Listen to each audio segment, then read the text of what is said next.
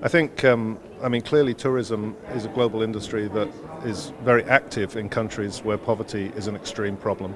So I think tourism can contribute, but it's not predetermined to be positive. I think it depends what kind of tourism, and particularly in an ILO context, what kind of employment it brings to poorer parts of the world. I think ultimately respect for ILO standards, particularly the right for freedom of association and collective bargaining.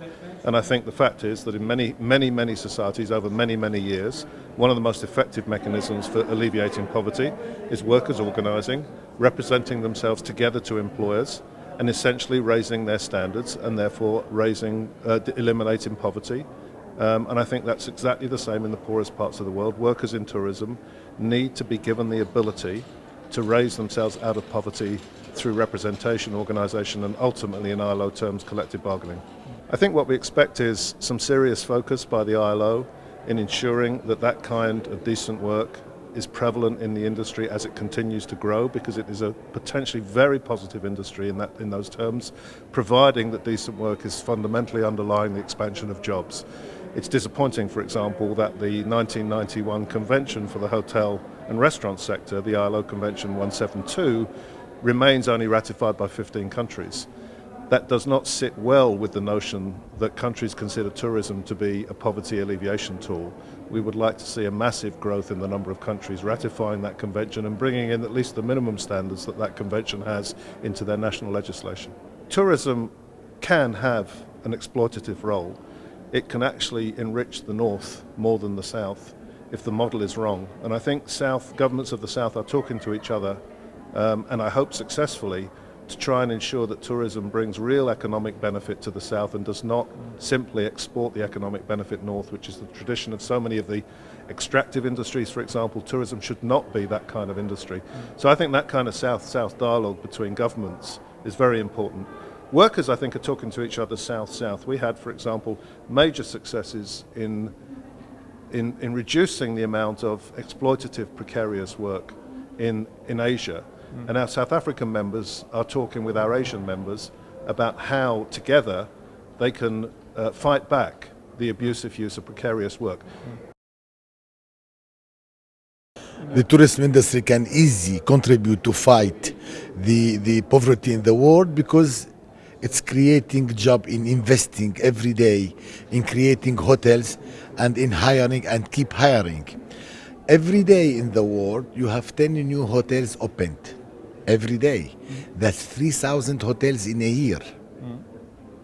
And when you open hotels, you need to have employees. You hire. Hiring employees is limiting the poverty. Hiring unemployment people is limiting the poverty. It's creating job. It's creating decent ambiance of work. It's creating sustainable work atmosphere. The training should be done by the hotels. It's not enough school in the world to train employees and to train labor force. The hotels are doing their own local training inside. This is the only way to improve the quality. Today we have a shortage of qualified employees, and we have a surplus of unqualified employees. And the only way is keep training. I don't see any other thing that keep training, investing, creating school, creating courses. That's all. This is a great idea to put the government, the employers, and the employees together. We always encourage the three-party dialogue. It's very important to go always with the three-party dialogue, to talk with the employees, talk with the government who made laws. Because government, when they issue laws, they issued after that employers and employees talk together. Then I do hope a lot. I do hope we signed an agreement, IHRA, with the ILO in January this year, to make the understanding of what they are doing. No, I am very happy. I'm very happy about that.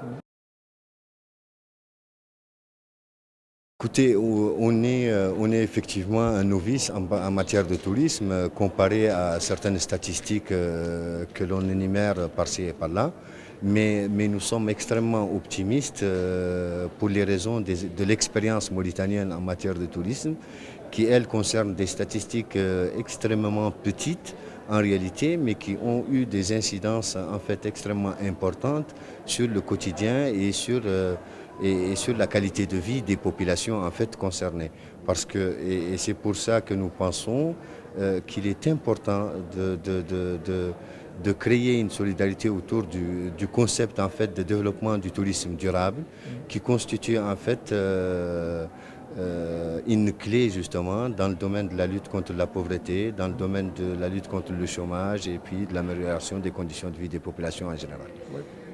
Nous avons eu, je vous le disais tantôt, une très bonne expérience qui a constitué à travers laquelle nous avons en fait élaboré notre vision en termes de choix de développement touristique et qui est une expérience extrêmement probante dans la mesure où elle a permis justement dans une zone, sur une opération précise, sur une période en fait de 6 ans, de culminer à 12 000 touristes pour une région qui représente un peu la ville de Genève, de culminer à 12 000 pour un départ la première année à 200 touristes. Donc vous imaginez, c'est extrêmement important. Mais ce qui est le plus important surtout, c'est que ces 12 000 touristes ont permis dans cette région en Mauritanie une réduction du taux de prévalence de la pauvreté qui est passé de 54% à 24,1%. Ce qui est quand même une performance importante.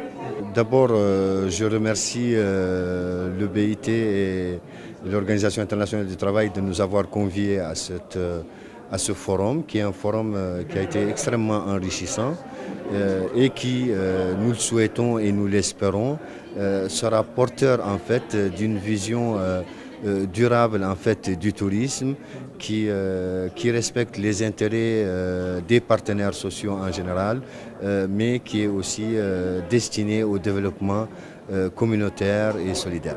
Je crois que cette coopération sud-sud est forcément l'avenir en fait du tourisme.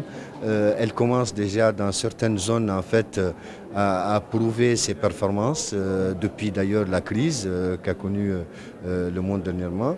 Et je voudrais dire que pour la Mauritanie, il y a un projet en fait régional en matière d'écotourisme justement qui couvre 9 pays dans le cadre en fait des parcs et zones protégées transfrontalières. Pour la Mauritanie par exemple, cela concernera le parc national du Diaoling qui est mitoyen du parc du Djoud au Sénégal.